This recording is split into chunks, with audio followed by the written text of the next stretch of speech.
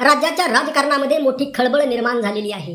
अनेक प्रश्नचिन्ह निर्माण झालेली आहेत आणि या वयात ही शरद पवार यांनी जी केलेली किमया आहे यावरून अनेक जण हक्काबक्का झालेले आहेत. शरद पवार, मी तुम्हाला कालच सांगितलं की सत्तेमध्ये नाहीत आणि सत्तेमध्ये नसताना सुद्धा शरद पवार यांनी जी किमया करून दाखवलेली आहे, तरी सुद्धा एका अंगाने शरद पवार यांच्यावर टीका होत आहे. ती टीका नेमकी कशा पद्धतीने होत आहे? एक टीका आणि 3 खेळाडू बाद अशा पद्धतीची ती चर्चा आहे. शरद पवार यांच्याशिवाय महाराष्ट्राचं राजकारण कदापिही पूर्ण होऊ शकत नाहीत आणि शरद पवार जोपर्यंत आहेत तोपर्यंत महाराष्ट्राचं राजकारण हे शरद पवार यांच्या नावाभोवतीच फिरत राहणार आहे. देवेंद्र फडणवीस उर्फ देवाभाऊ यांच्याकडे जरी सत्ता असली तरी सुद्धा महाराष्ट्राचं राजकारण हे केवळ आणि केवळ एका नावाभोवती फिरत आहे, ते नाव म्हणजे शरदचंद्र पवार. आता त्यांच्यावर टीका नेमकी का होते हे सुद्धा आपण पाहणार आहोत. बघा, त्यांचे प्रवक्ते असणारे विकास लवांडे यांना अटक झालेली आहे आणि या पार्श्वभूमीवर शरद पवार यांनी जर अगदी मनातून जर ठरवलं असतं तर विकास लवांडे यांची अटक टळली असती. आणि कारण शरद पवार यांच्यासारखा पॉवरफुल नेता महाराष्ट्रामध्ये दुसरा कोणताही नाही. परंतु शरद पवार विकास लवांडे यांची अटक का होऊन दिली हा सुद्धा महाराष्ट्राच्या मनामध्ये प्रश्न आहे. त्याचं कारण सुद्धा आपण पुढे पाहणार आहोत. आणि सगळ्यात महत्त्वाचं म्हणजे तिघा जणांचा गेम शरद पवार यांनी कशा पद्धतीने केलेला आहे. बघा, तुम्हाला आठवत असेल ज्यावेळेस अजितदादा गेले त्यावेळेस शरद पवार यांचा एक फोटो व्हायरल झाला होता सोशल मीडियामध्ये. अनेकांनी तो फोटो पोस्ट केला होता, अनेकांनी तो फोटो शेअर केला होता. तो फोटो होता रोहित पवार, पार्थ पवार आणि शरद पवार यांना काहीतरी कानमंत्र शरद पवार देत होते. तो कानमंत्र नेमका काय याचं रेकॉर्डिंग मात्र कोणाकडेही नव्हतं. आणि काळ लोटत गेला. महाराष्ट्र पॅनिक होता. अजितदादांच्या आठवणीने परेशान झाला होता. अजितदादांच्या आठवणी विसरत नव्हता. परंतु हळूहळू माणूस पूर्व पदावर आला.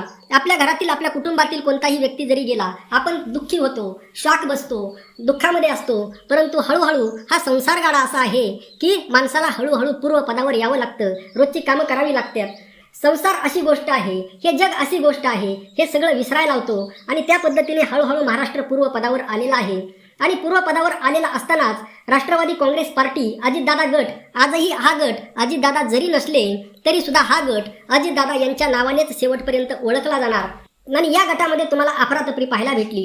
ज्यांना आनंदाच्या उकळ्या झाल्या होत्या की काय अशी सोशल मीडियावरती जी चर्चा सुरू होती, सुनील तटकरे असतील, प्रफुल्ल पटेल असतील, छगन भुजबळ असतील. छगन भुजबळ तुम्हाला माहीत आहे अजितदादा होते तोपर्यंत बेडवर पडून होते आणि अजितदादा गेल्यानंतर एकदम तुम्हाला फिरताना दिसले. आणि मग त्यानंतर त्यांच्या झालेल्या बैठका, झालेल्या सोशल मीडियावर चर्चा आणि लोकांनी त्यांच्यावर केलेली टीका, या सर्व पार्श्वभूमीवर लोकांचा नाराजीचा सूर या तिघांच्या विरोधामध्ये होता. आणि यामध्येच बरोबर संधी न ओळखतील ते शरद पवार कसले. आणि मग शरद पवार यांनी पार्थ पवार यांना नेमका कोणता कानमंत्र दिला होता आणि हळूहळू या तिघांनी कशा पद्धतीने अजितदादा यांच्यानंतर पक्षावर कब्जा मिळवण्याचा प्रयत्न केला. एवढंच नाही तर अशोक खरात जे प्रकरण झालं त्या प्रकरणाचा सुद्धा काही संबंध, काही जादूटोणा तिथं अजितदादा यांच्या प्रकरणाशी कसा लागला गेला आणि यामुळे एक संशयाचं जे वातावरण या महाराष्ट्रामध्ये निर्माण झालं.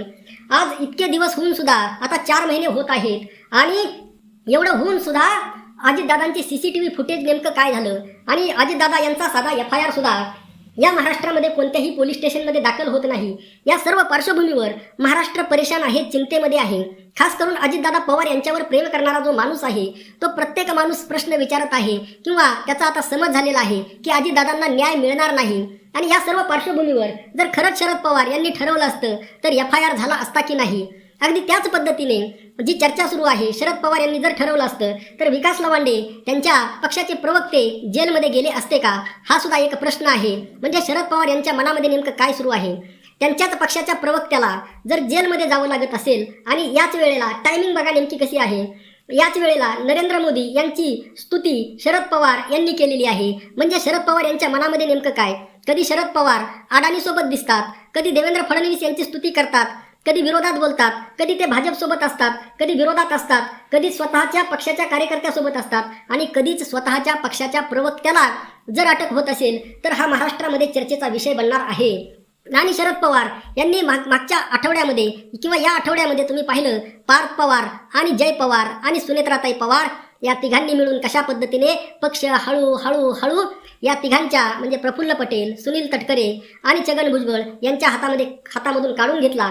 खरं तर छगन भुजबळ यांच्या हातामध्ये विशेष नव्हता, परंतु तटकरे आणि पटेल यांनी जो पक्षावर ताबा मिळवण्याचा जो प्रयत्न केला होता तो प्रयत्न हाणून पाडण्यात आला. परंतु यामागे सुद्धा शरद पवार असल्याची चर्चा दबक्या आवाजामध्ये सुरू आहे. आणि मग या पवारांनी या तिघांचा कशा पद्धतीने गेम केला बघा. म्हणजे पक्ष अजितदादांचा, आज अजितदादा नाहीत, पक्ष सुनेत्राताई पवार यांचा, आणि हे दोनही पक्ष एकदा वेगळे झाले, दोन भाऊ एकदा वेगळे झाले की सहसा ते एकत्र येत नसतात, आणि एकत्र जरी आले तरी पूर्ण अंगाने एकत्र येत नसतात. अगदी त्याच पद्धतीने आता दोन पक्ष वेगळे झाले आणि कोणालाही आपली मालकी चालवावीच वाटणार. आणि या सर्व पार्श्वभूमीवर तरी सुद्धा शरद पवार यांच्या मनामध्ये नेमकं काय आहे हे महाराष्ट्राला कळायला मार्ग नाही. यामध्ये शरद पवार यांची इमेज डाऊन होत आहे की वर होत आहे ते सुद्धा कळायला मार्ग नाही. शरद पवार चर्चेच्या केंद्रस्थानी तर आहेत, शरद पवार यांच्या भोवती राजकारण तर फिरत आहे, परंतु सत्तेमधला वाटा खरं तर एक कुटुंब त्यांचं अजितदादा यांच्या रूपाने सत्तेमध्ये तर आहेच.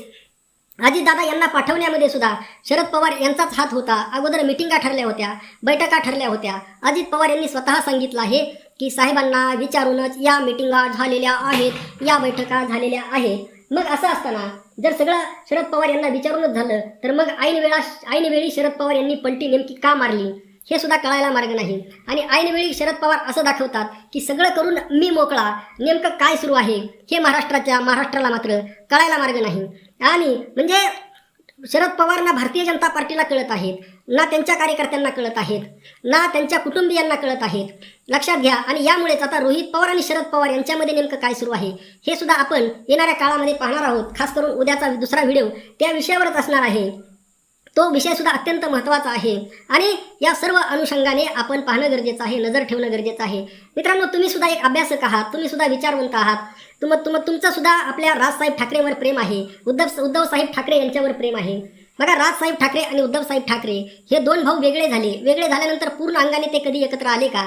आता मागच्या निवडणुकीमध्ये ते एकत्र आले आणि त्यांनी किमया दाखवली.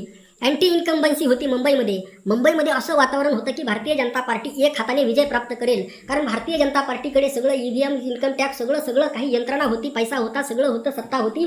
परंतु जी टक्कर दिली ती शक्य झाली केवळ आणि केवळ राजसाहेब ठाकरे यांच्यामुळे. आणि परंतु तसं आता हे दोनही पक्ष एकत्र येणार, एनसीपी प्लस एनसीपी ही जी चर्चा सुरू होती ती चर्चा अजितदादा पवार यांच्या जाण्याने विस्कळीत झालेली आहे.